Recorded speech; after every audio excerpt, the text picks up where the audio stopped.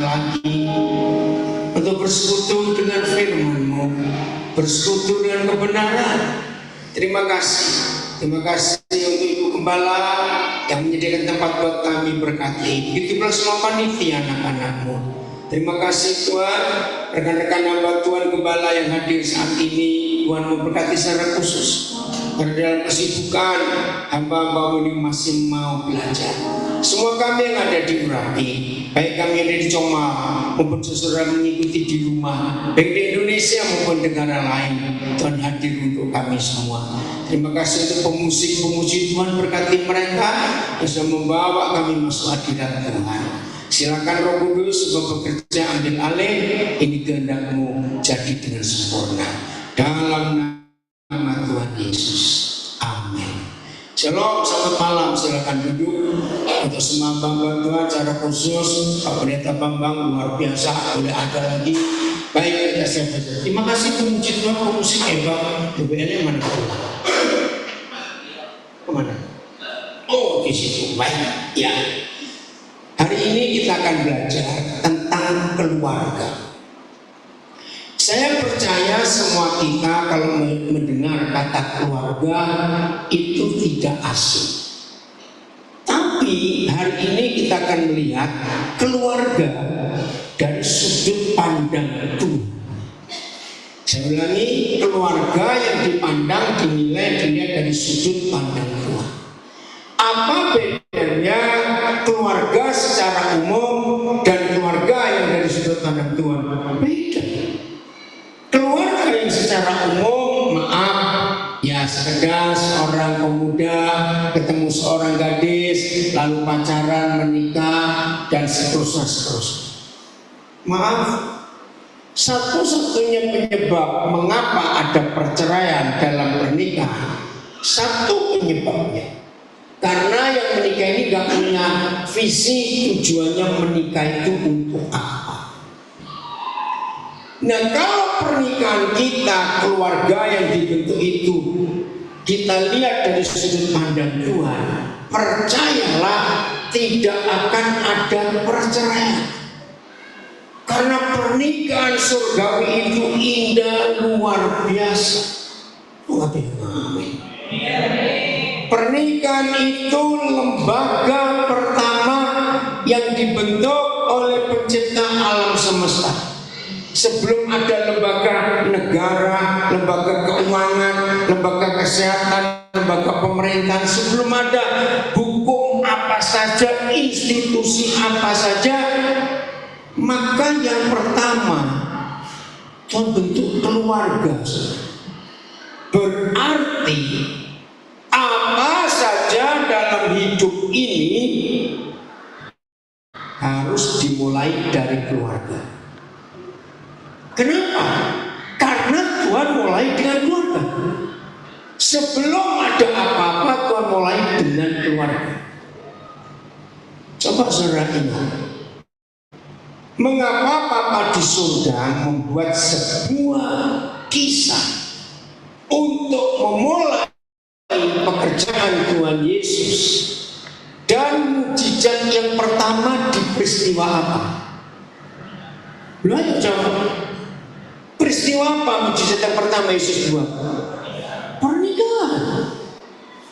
Apakah ini kebetulan? Tidak.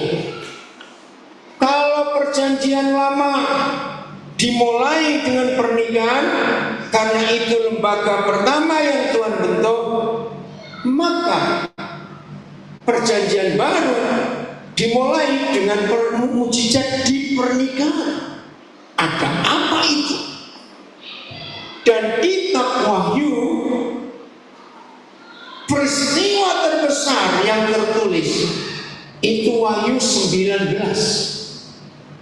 Coba buka Wahyu 19 ayat yang ke-6. Ada apa? Nah, jangan kita remehkan peristiwa pernikahan ini, karena itu tertulis jelas. Udah, Wahyu 19 ayat 6, judulnya apa? Nah, judulnya. Ayo cepat pulang, yang baca yang kuat. 1, 2, 3. Perjamuan kawin anak domba. siapa anak domba itu? Nah, jawab, siapa anak domba itu? Tuhan Yesus. Kawin dengan siapa? Gereja. Lalu aku mendengar seperti suara himpunan besar orang banyak. Ingat yang tadi datang tadi pagi?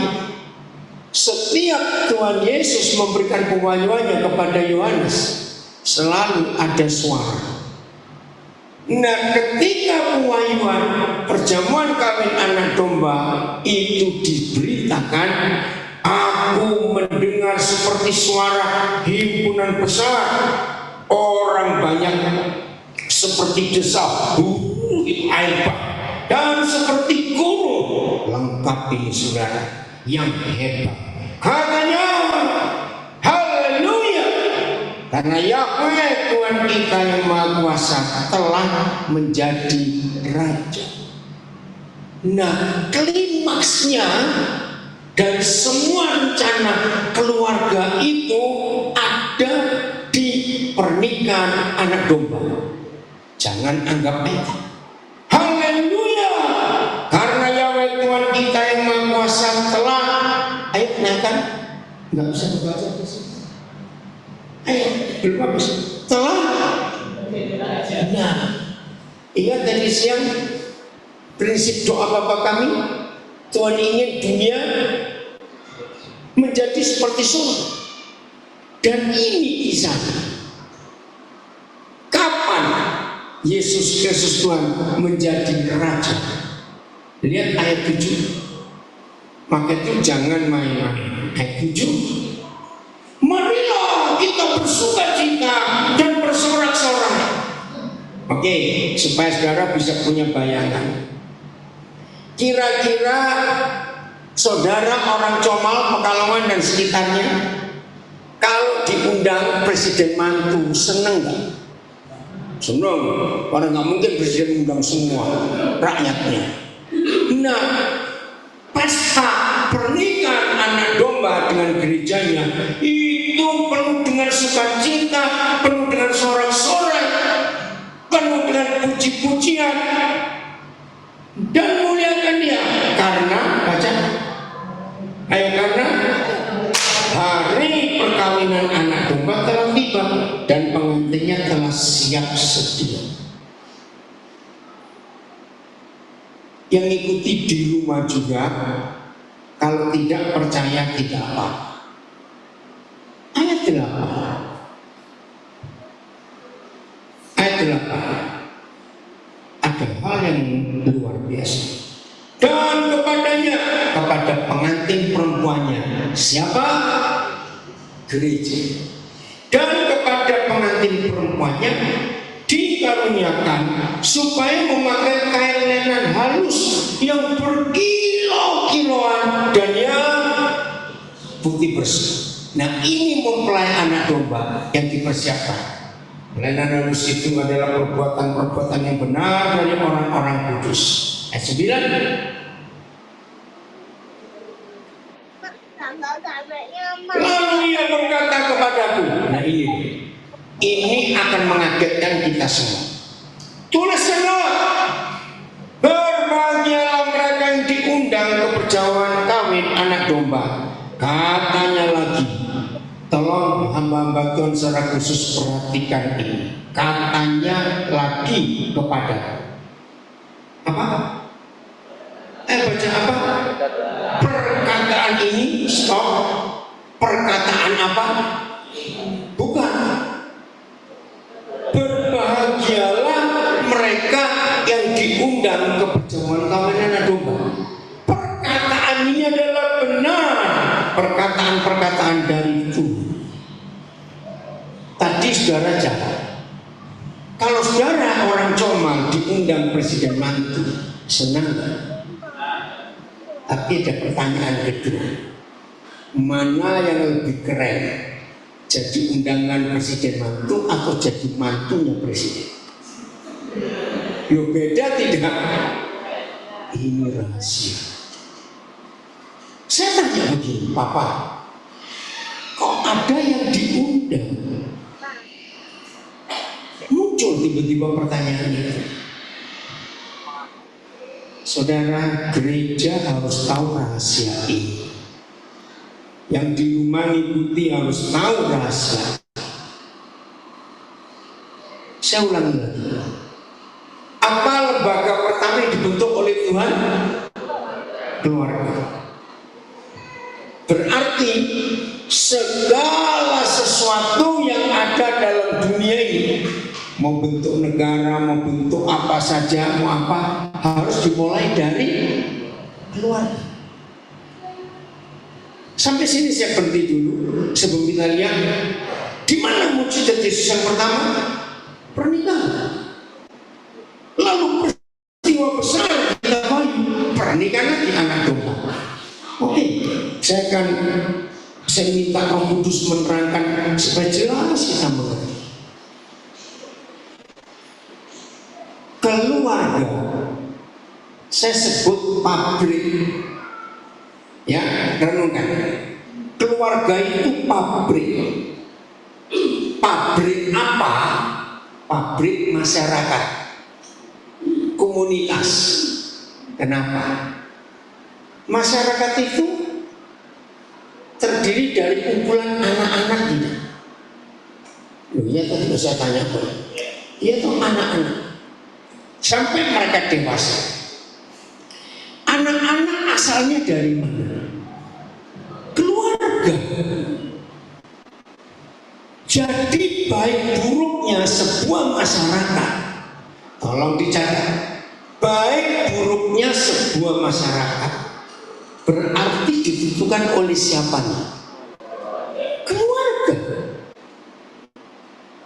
Keluarga harmonis akan melahirkan anak-anak yang bahagia.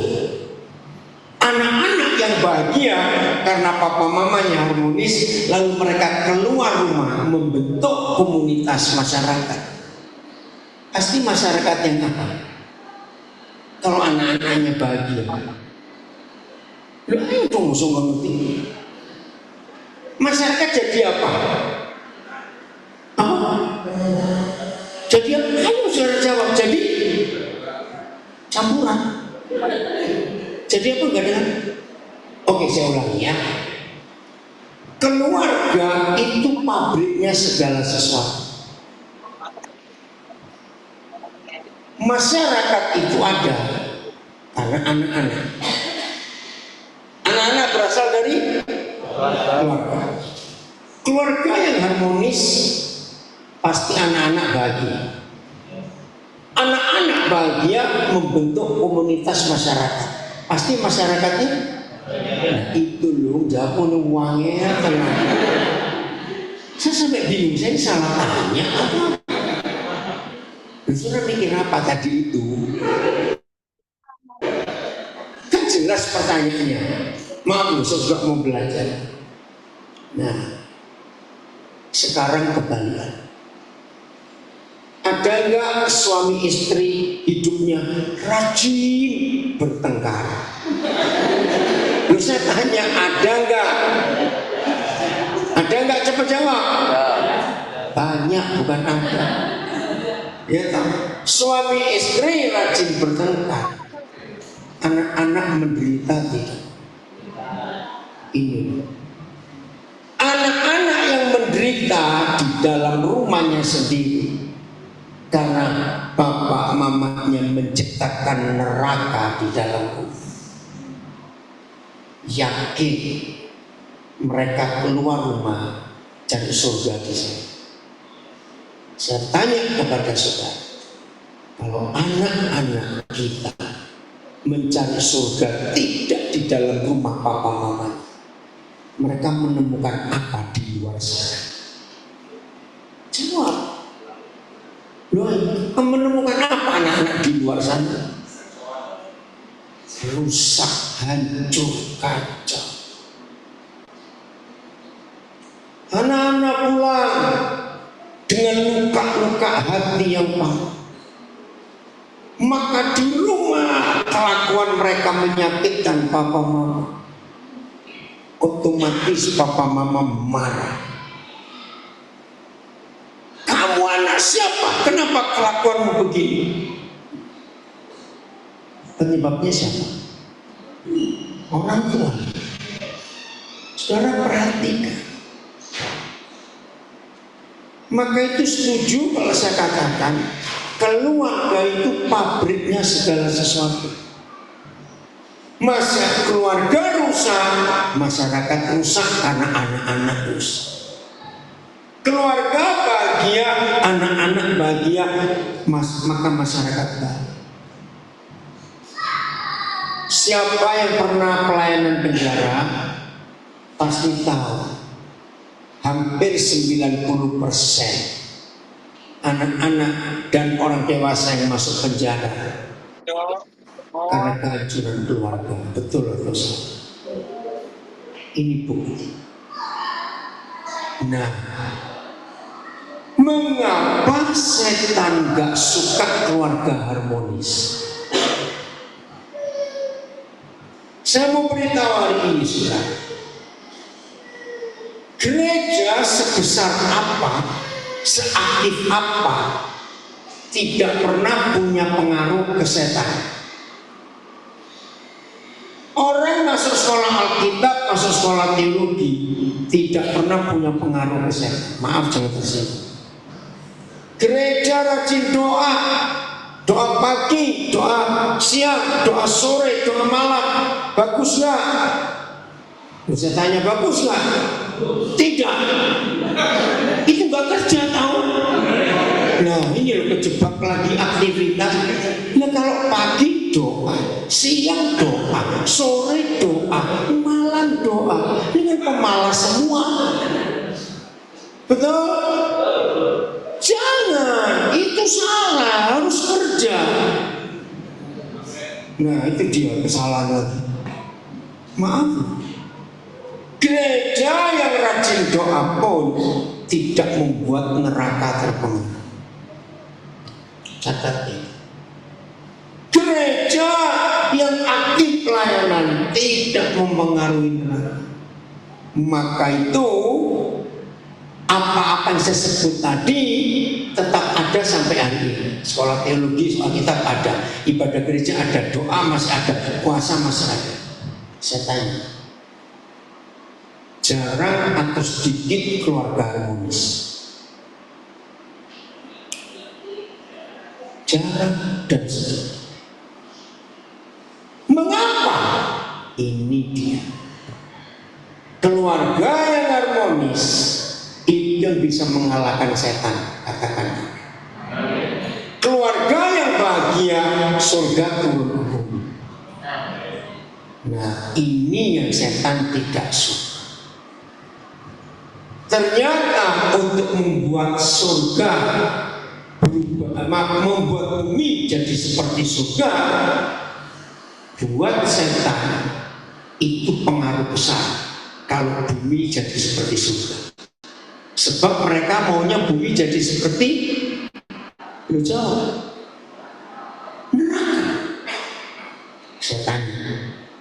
Setan berhasil nggak membuat bumi jadi seperti neraka? Ngeri. Dan satu-satunya penyebab bumi jadi seperti neraka, hancurkan keluarga bahagia. Tolong mikir, saya berkata benar atau salah? Jawab benar atau salah?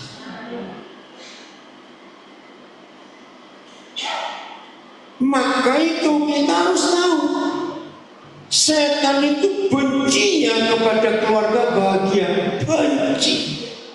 Dan mereka berusaha untuk menghancurkan. Sedihnya mereka berhasil usahanya. Maaf, tidak sedikit loh keluarga Kristen cerai, betul tidak? Tidak sedikit, artinya banyak. Bahkan ada keluarga-keluarga hamba Tuhan, betul atau salah saya ngomong, yang berantakan. Jadi saudara mengerti apa yang saya katakan. Setan nggak marah dengan gereja aktif karena nggak punya dampak untuk setan. Setan nggak terpengaruh dengan gereja suka berdoa. Enggak. Sekolah Alkitab, sekolah teologi, silakan. Asal keluarga jangan dengar manusia, karena itu yang mempengaruhi. Mari kita lihat ayatnya. Matius 18 ayat 19. Jangan lupa ya, kejadian awal keluarga. Mujizat Yesus pertama keluarga. Kitab Wahyu diakhiri dan pernikahan anak domba. Dan lagi aku berkata kepadamu, jika dua orang daripadamu di dunia ini, ada kata apa? Ayo, ada kata apa? Sepakat. Berarti tidak asal dua orang, tetapi hanya dua orang yang membuat kesepakatan. Minta berapa hal? Ayo, minta berapa hal? Beliau ngerti lah, itu hal apapun. Saya tanya arti apapun juga itu minta berapa hal? Salah. Nah, semuanya, bukan banyak. Maka Papa akan apa? Ayo, permintaan mereka itu akan cepetan. Tolong perhatikan. Tidak ada ayat lain di Alkitab yang punya janji sehebat ayat ini. Cari di seluruh Alkitab. Hanya dua orang di dunia yang membuat kesepakatan. Kalau minta apapun, minta segala sesuatu, pasti dijamin dikabulkan oleh Bapa Kudus. Ini janji paling hebat. Siapa dua orang yang membuat kesepakatan? Jawab dong, siapa dua orang membuat kesepakatan? Kapan kesepakatan itu sah? Ketika lagi perempuan datang ke hadapan Tuhan di hadapan gembala, mengucapkan janji nikah. Disitulah kesepakatan itu dimulai. Wih, luar biasa. Maka itu janji nikah pernikahan tidak boleh diremehkan dan dientengkan, karena itu bukti kesepakatan dua orang itu. Tolong rekan-rekan gembala, saya berbagi pengalaman ini. Ternyata janji kesepakatan pernikahan itu yang menentukan apakah Tuhan berkenan atas pernikahan itu atau tidak. Wih, luar biasa ini, ngeri sekali. Kalau salah janji ini. Pertanyaan saya, kalau suami istri selalu sepakat, minta apapun juga pasti dikabulkan. Tolong jawab pertanyaan saya.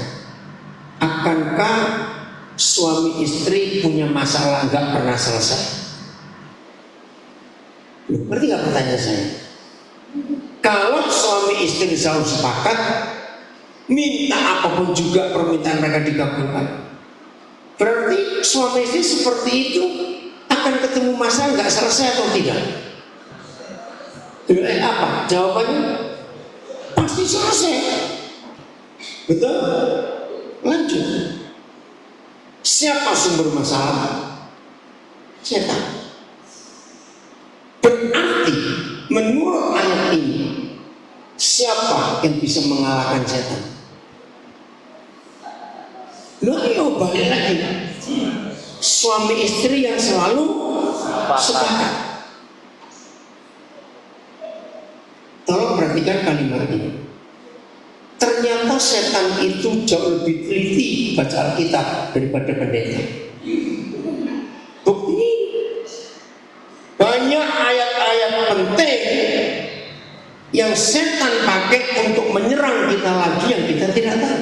Nah, salah satunya ini. Saya tanya, berarti kalau suami istri selalu sepakat, setan kalah atau menang? Nah, dengar ya, sebelum setan dikalahkan oleh suami istri yang selalu sepakat, maka setan kalahkan suami istri itu supaya tidak sepakat. Saya tanya, buat setan membuat suami istri tidak sepakat itu mudah atau susah? Nah, ini yang kita harus tahu. Untuk setan membuat suami istri tidak sepakat, tidak bahagia, setan itu nggak perlu doa puasa. Loh, serius. Setan cukup melemparkan satu keadaan, jengkel, mangkal.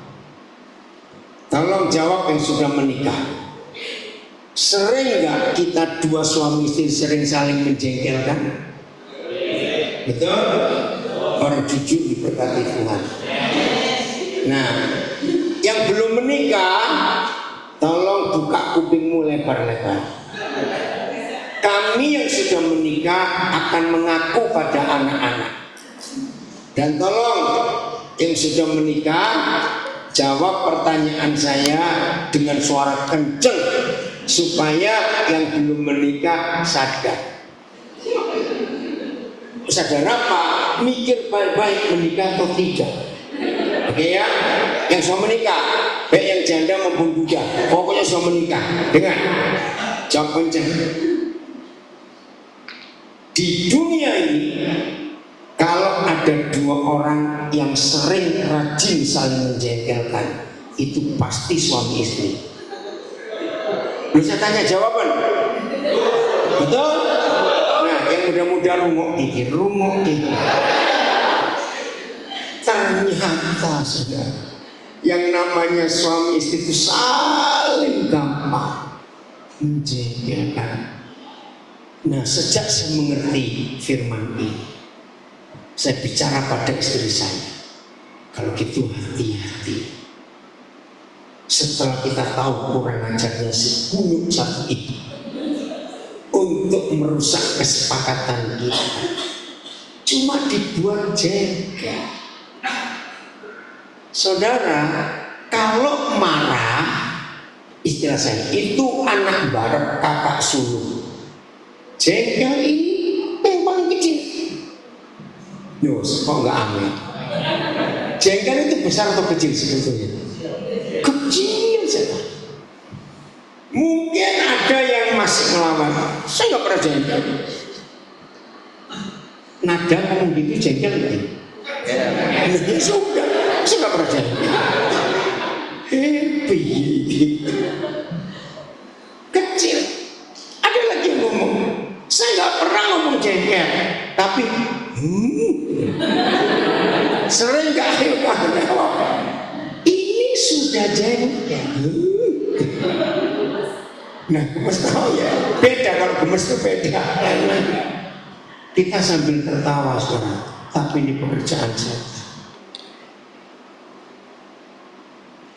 Sepakat, suami istri yang sepakat itu sangat mudah untuk doa bersama. Betul? Tak wali. Kalau suami istri sedang jengkel, bisa nggak doa bareng? Ngerasain. Betul? Jangan anggap enteng. Saya tanya lagi. Berarti setan untuk merusak kesepakatan kita berdua sangat mudah. Nah, kiranya mulai hari ini semua kita menyadari hanya suami istri yang selalu sepakat, neraka itu goncang. Karena minta apapun juga permintaannya yang dikabul. Ini dahsyat.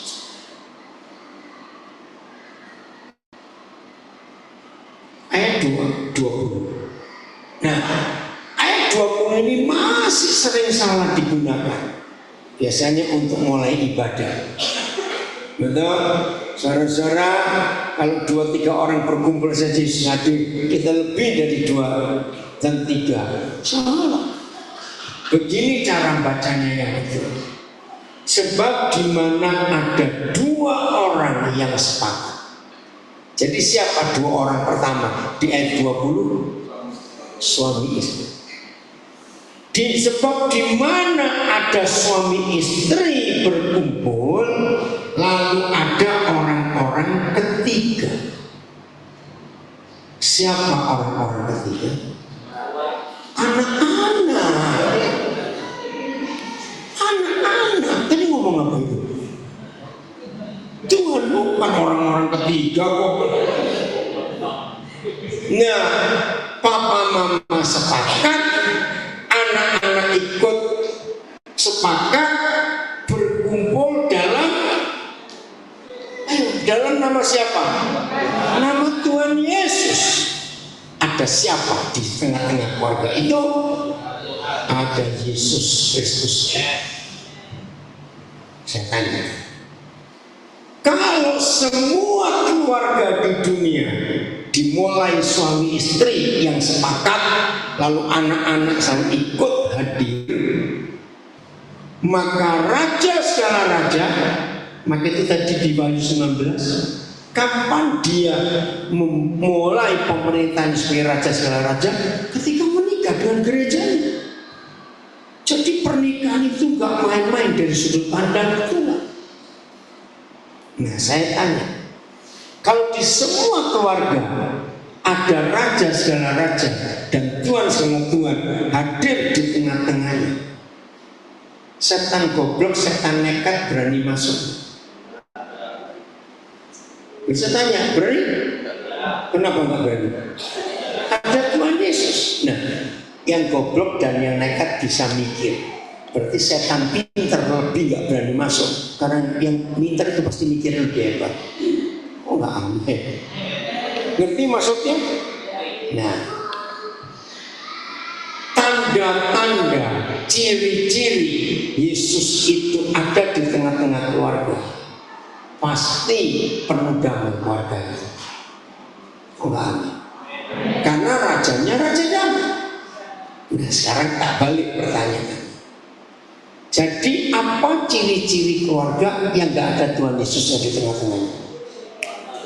Nah, suka berantem tadi. Coba dan nanti jawab. Keluargamu piye? Yuk tertawa. Jujur. Maaf, ini pentingnya keluarga harmonis. Kata Nabi yang sangat dibenci oleh setan.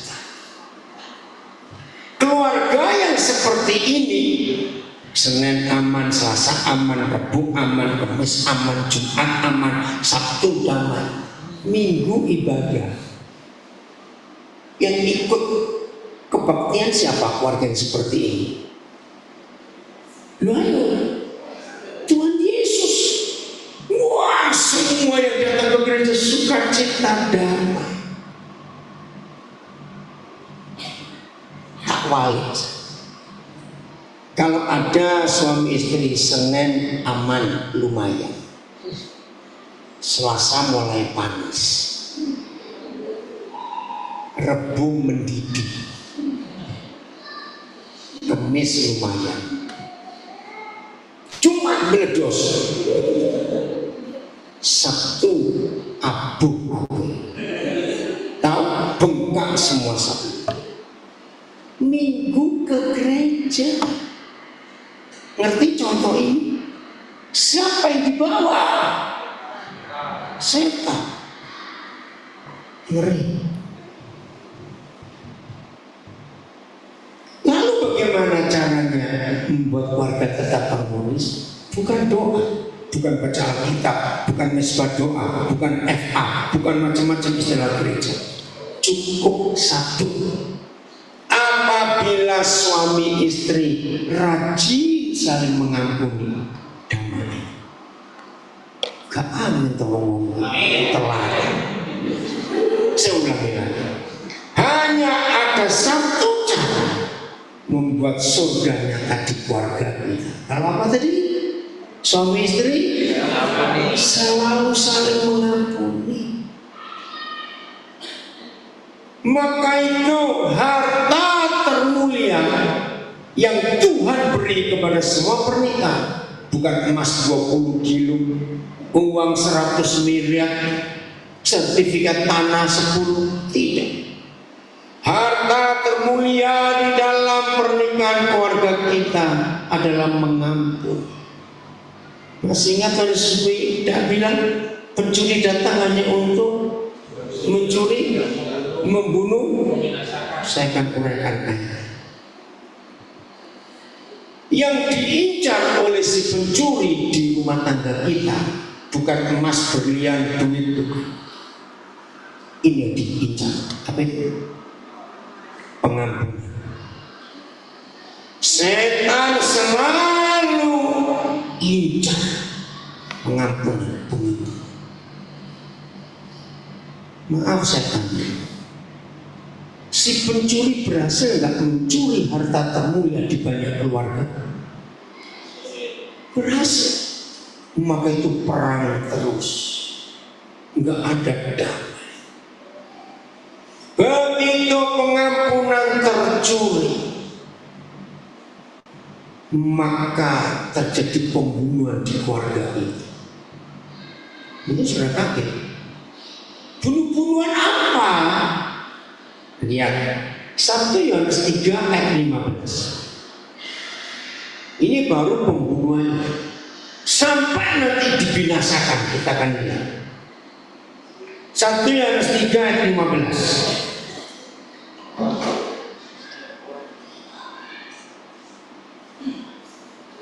Berapa orang? Baca, berapa orang? Setiap orang. Jadi siapa saja yang apa?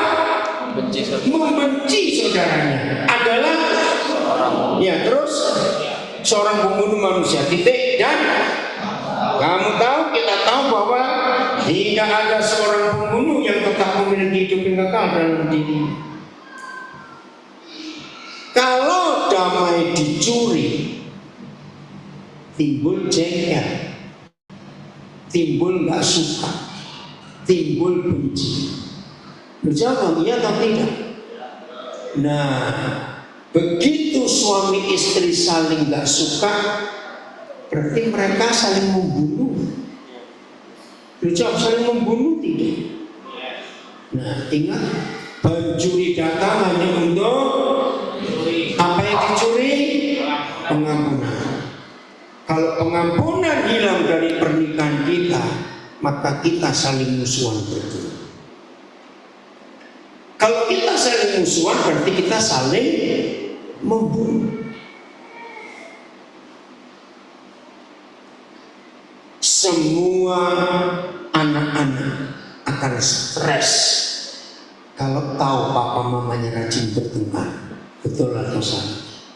Stres. Nah, di situ mereka dibinasakan oleh si setan. Maka itu jangan anggap enteng, saudara. Mungkin ada yang berkata begini ya, mungkin kepada ibu gembala, tante, saya tuh gak benci, cuma malas ketemu. Bodoh, gak benci, malas ketemu. Ada gak orang seperti itu? Nah, itu mengampuni, itu pembunuh. Saya tanya, jangan tersinggung. Kira-kira di ruangan gerejanya ada pembunuh enggak ya? Ngeri semua. Jadi pembunuh dalam KUHS, KUHP saya nggak hafal. KUHP itu kitab undang-undang hukum perkara pidana atau perdata. Kalau KUHS saya hafal, kitab undang-undang hukum surga. Dalam KUHS ternyata membunuh itu tidak harus menghilangkan nyawa orang. Cukup nggak suka, nggak usah benci, nggak suka. Ini penyebab. Jadi supaya anak-anak kita nggak dibinasakan oleh si pencuri, papa mama harus hidup damai, sepakat.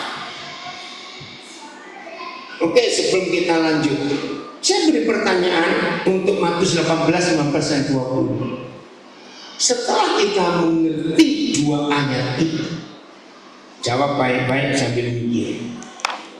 Berarti dalam keluarga kita lebih mudah ngundang setan atau ngundang Yesus?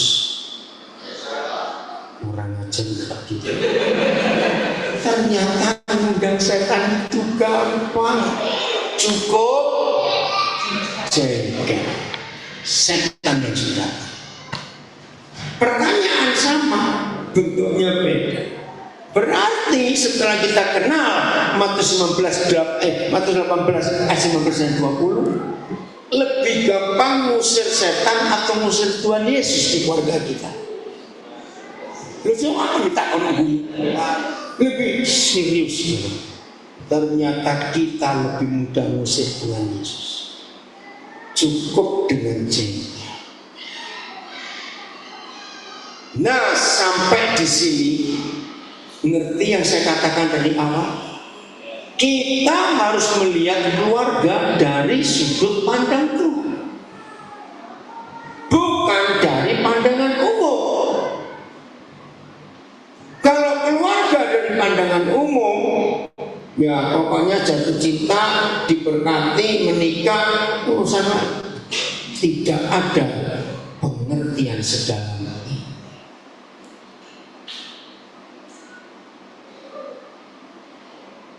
Mujizat Tuhan Yesus yang terakhir, yang paling spektakuler dari semua mujizat yang ada, itu mujizat apa?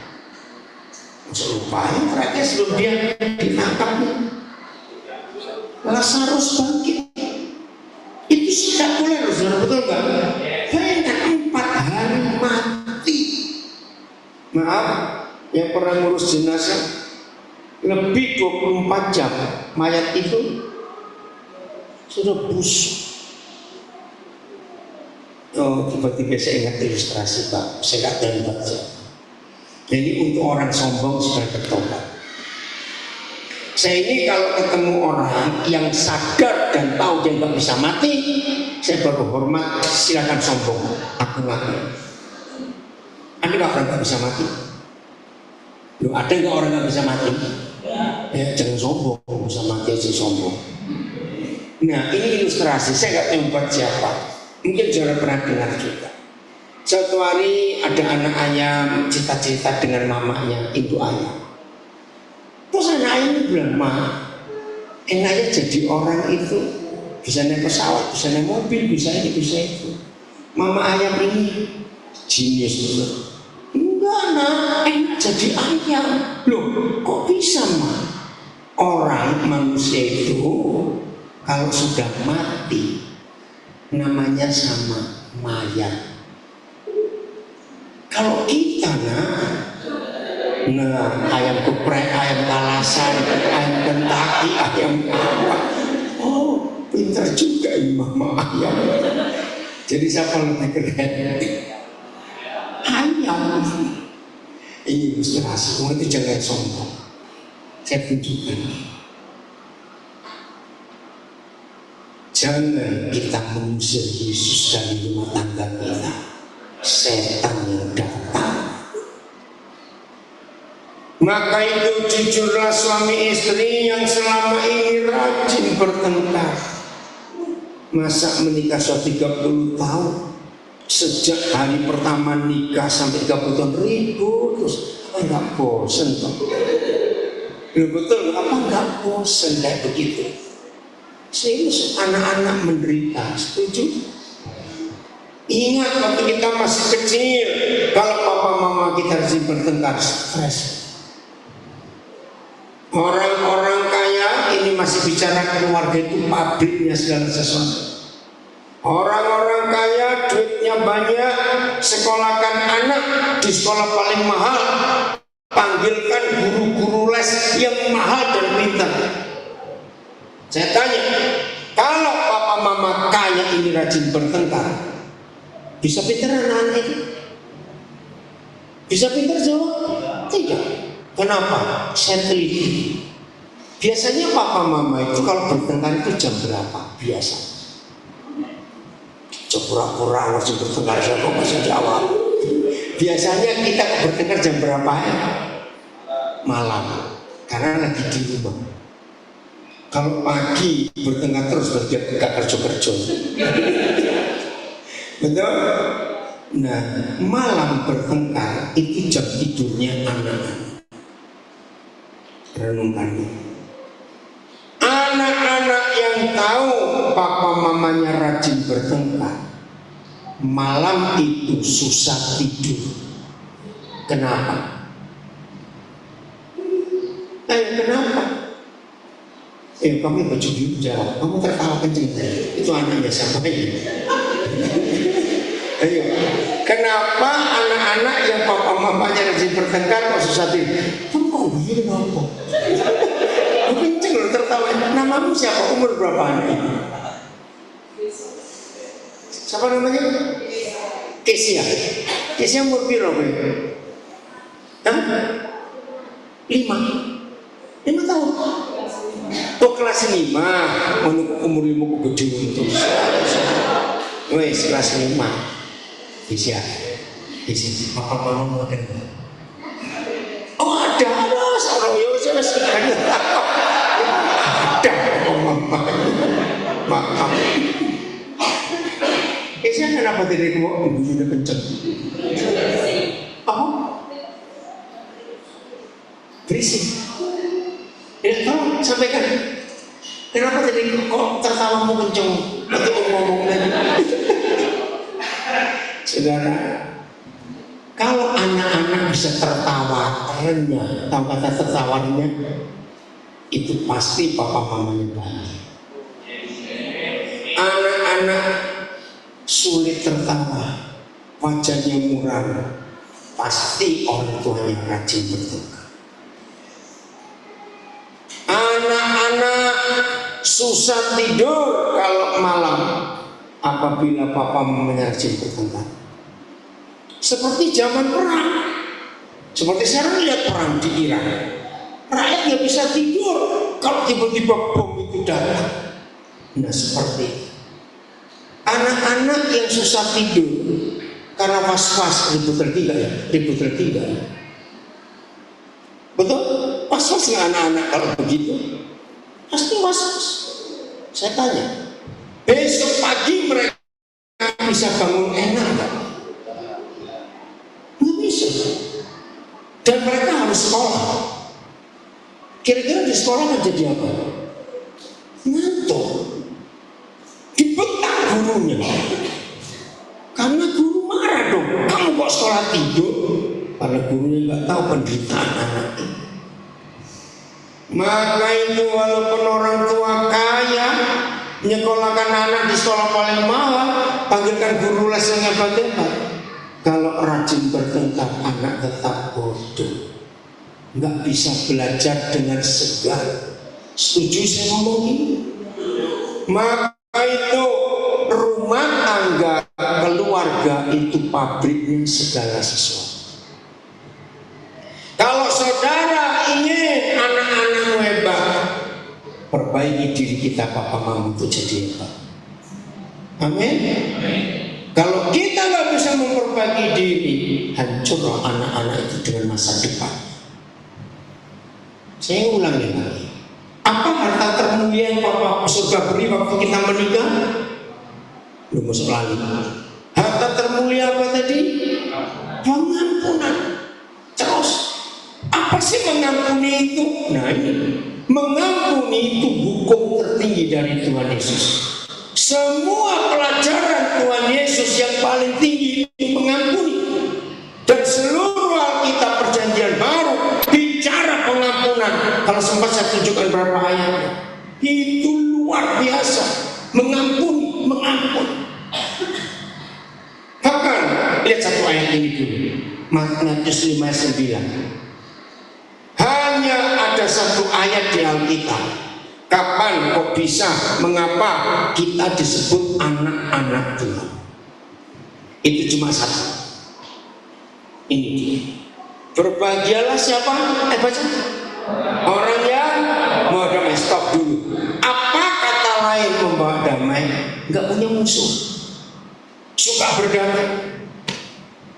Karena baca. Karena mereka akan disebut anak-anak Tuhan. Ternyata kita disebut anak-anak Tuhan bukan karena sudah dibaptis. Saya tanya, apakah jaminan kalau orang dibaptis nggak punya musuh? Tidak.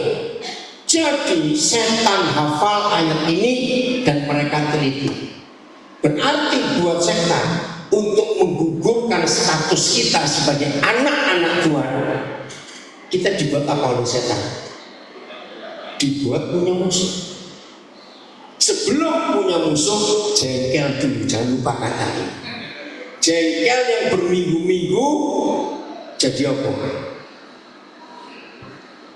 Dendam. Betul tidak? Padahal itu kecil, tapi ini masalah. Maaf loh.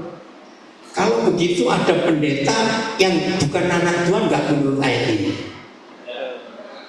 Ayo jawab. Ada pendeta yang bukan anak Tuhan, ada atau tidak? Karena masih jengkel, masih ada musuh. Nggak main. Nah, ini pelajaran hukum tertinggi dari Tuhan Yesus. Maka itu dia mengajar, ampunilah. Ayo berdoa kepada kami tuh, ampunilah kesalahan kami seperti kami mengampuni. Berarti kalau kita tidak mengampuni, nah Matius 6 ayat 14-15. Kalau sampai firman ini sudah kita baca semua dan masih nekat ada yang masih punya musuh, wes sakarmu ganti meneh sesuka saudara, nggak tahu lagi. Baca 1, 2, 3. Saya, ganti saya bukan kamu lagi. Ulang 1, 2, 3. Karena jika saya mengampuni kesalahan orang, Bapa saya yang di surga juga akan mengampuni saya juga. Ayat 12. Tetapi jikalau saya tidak mengampuni orang, Bapa saya juga tidak akan mengampuni kesalahan saya. Saya tanya, kalau Bapa di surga tidak bisa mengampuni kesalahan kita, berarti status kita orang berdosa, bukan anak Tuhan. Masih nekat berani punya musuh? Nekat itu.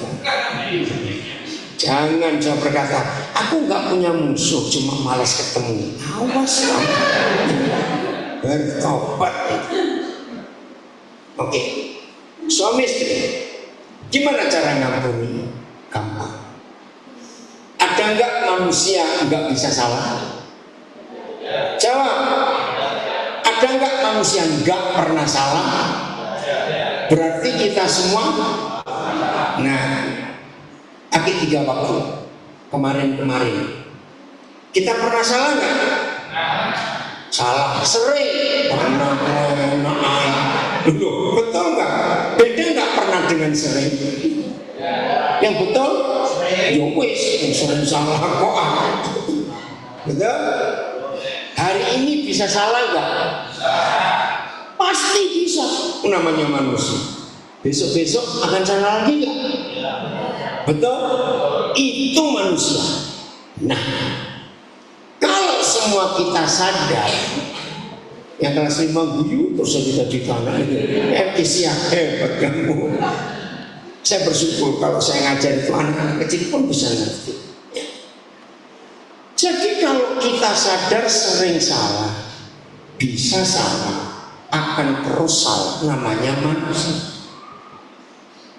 Apa yang patut dikatakan pada orang ini, kalau yang di sebelahnya, entah istrinya atau suaminya berbuat salah, lalu dia marah, menuntut untuk ini nggak boleh salah. Orang begini itu jahat atau biadab? Lu cepat jawaban, jahat atau biadab? Biadab. Apa itu biadab? Bajingan tingkat tinggi. Ya betul tidak? Kalau saudara berani untuk yang di sebelahmu nggak boleh salah, tuntut dulu dirimu untuk nggak pernah salah. Berani tidak? Nggak ada yang berani. Nah, jadi bagaimana? Kalau sadar sering salah bisa salahkan salah, yang di sebelah salah harus kita. Nah, bukan gitu betul. Langsung tertawa, guyu. Loh, apa yang ditertawakan? Ih, ternyata kita bodoh. Betul? Ya sama, kita dua ini pelukan selesai. Oh enggak, amin. Amin. Maka itu orang biadab itu memang biadab. Sudah tahu nggak pernah bebas dari salah, tapi nuntut yang di sebelah nggak boleh salah. Ini bajingan tingkat tinggi. Betul nggak saya ngomong ini sekarang? Nah, maka itu apa itu tidak mengampuni? Ayo salah meneng. Bukan mengatakan ampuni ya maaf, enggak. Apa tadi mengampuni? Tertawa. Bukan mentertawakan yang salah. Oh, tambah ribut. Mentertawakan siapa?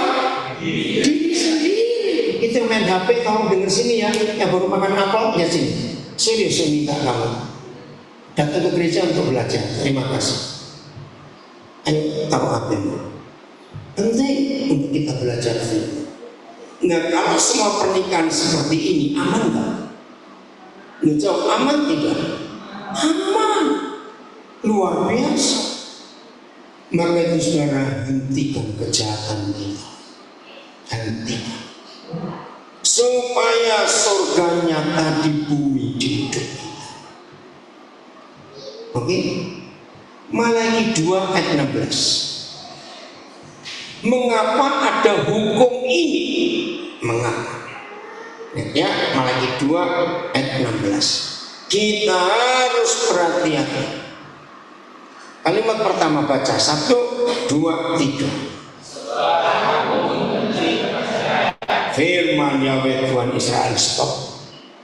Di dunia ini tidak ada siapapun yang pernah berkata sebab aku membenci perceraian kecuali Bapa kita di surga. Artinya apa? Dia bukan cuma nggak suka orang cerai, tapi benci. Bayangkan, kenapa dia benci? Nah, sekarang kita akan lihat. Siapa yang diundang ke perjamuan kawin anak domba itu?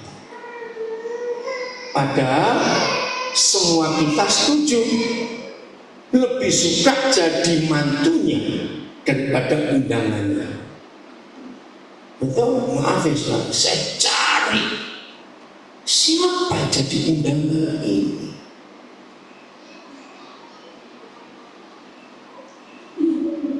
Siapa masih ingat dalam surat Yohanes ada firman berbunyi demikian? Bagaimana kamu bisa mengasihi Tuhan yang tidak kelihatan kalau kamu belum bisa mengasihi saudaramu yang kelihatan? Masih ingat ada hukum ini? Ternyata itu jawabannya tentang siapa yang diundang.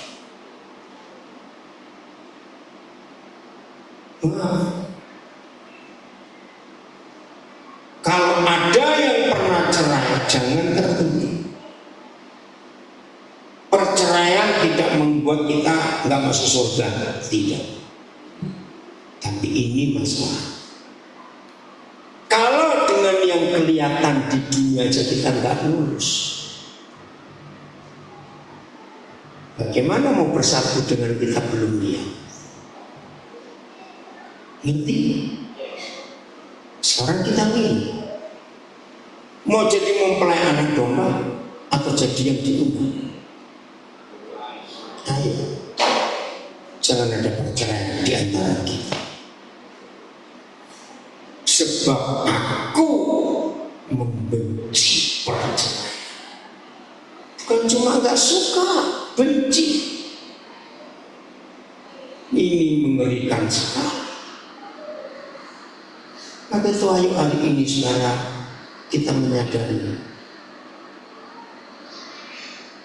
taati semua hukumnya.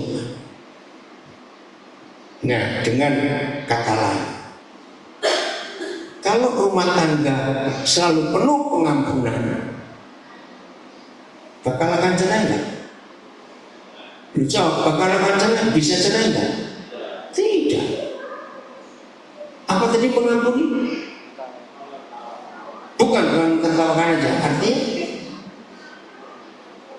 kita sering salah, bisa salah, akan salah. Ya sudah, yang sebelah juga begitu. Ayo kita jalan terus untuk hidup ini. Enggak usah menuntut untuk tidak boleh salah. Berani gak nuntut diri sendiri? Ya jawabnya tidak berani, ya sudah. Setuju? Keluarga seperti ini, setan yang kalah. Betul? Maka itu, maaf saya berbicara, maka itu setan gak suka keluarga harmonis. Karena hanya keluarga harmonis yang bisa mengalahkan setan. Ini kisah yang tertulis di Alkitab dari Kejadian, lembaga pertama keluarga, mujizat pertama Yesus keluarga, Perjanjian Baru, dan kitab terakhir Wahyu, pernikahan anak domba. Ini yang Tuhan cari, pernikahan yang benar di antara kita semua. Luar biasa. Siap pulang dari sini semuanya berdamai. Betul? Ayo pulang dari sini berdamai kita semua, supaya surga nyata di bumi. Karena kalau surga nyata di bumi, wah, setan kalah. Ayat terakhir, ada satu kunci yang terjadi di peristiwa pernikahan di Kana. Buka Yohanes 2 ayat 5. Nah, maka kalau kita ingin keluarga kita bahagia, kalau kita ingin keluarga kita keluarga surga, lakukan ayat 5. Udah, baca sama-sama. 1, 2, 3. Tetapi Ibu Yesus berkata kepada pelayan-pelayan, apa yang dikatakan kepadamu, buatlah. Ternyata ini kunci keluarga harmonis, keluarga bahagia. Kalau saudara dan saya melakukan semua yang Yesus perintahkan, yang Yesus katakan, yang Yesus suruh lakukan, aman keluarga itu. Sebagai manusia, mudah atau susah mentaati yang Yesus katakan? Susah, karena kita suka melawan. Tapi kalau hari ini semua kita betul-betul hidup dalam kebenaran ini, luar biasa. Mau melakukan? Ini hukumnya. Ini yang Tuhan percayakan kepada kita. Ku mau mengikuti kehendak-Mu ya Bapa. Ku mau selalu menyenangkan hati-Mu. Ini doa saudara. Ku mau mengikuti kehendak-Mu ya Bapa. Ku mau selalu menyenangkan hati.